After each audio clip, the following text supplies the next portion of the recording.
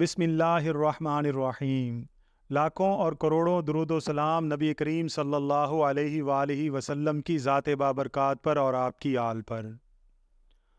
ناظرین کرام، حضرت سیدنا امام حسین علیہ السلام بیویوں کو نصیحت کرنے کے بعد اپنے فرزند حضرت سیدنا امام زین العابدین علیہ السلام کے پاس گئے اور انہیں آغوش میں لے کر بوسہ لیا اور فرمایا کہ جب تم مدینہ منورہ پہنچو تو میرے دوستوں کو میرا سلام کہنا، اور کہنا کہ میرے باپ نے مجھے اس کی وصیت کی تھی کہ جب کبھی تمہیں کوئی دکھ یا تکلیف پہنچے تو تم میرے اس دکھ اور تکلیف کو یاد کرنا، اور جب دیکھو کہ کسی کی گردن ناحق کاٹی گئی ہے تو تم مجھے یاد کر لینا، اور جب بھی ٹھنڈا پانی پیو تو میری پیاس اور اس جگہ کی تپش کو یاد کر لینا۔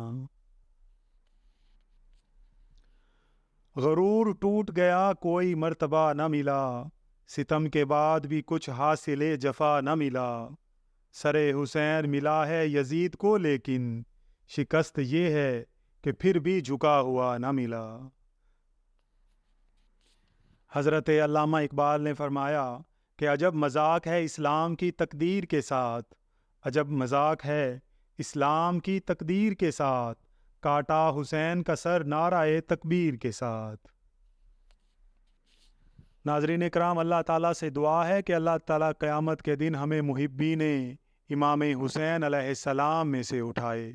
آمین یا رب العالمین۔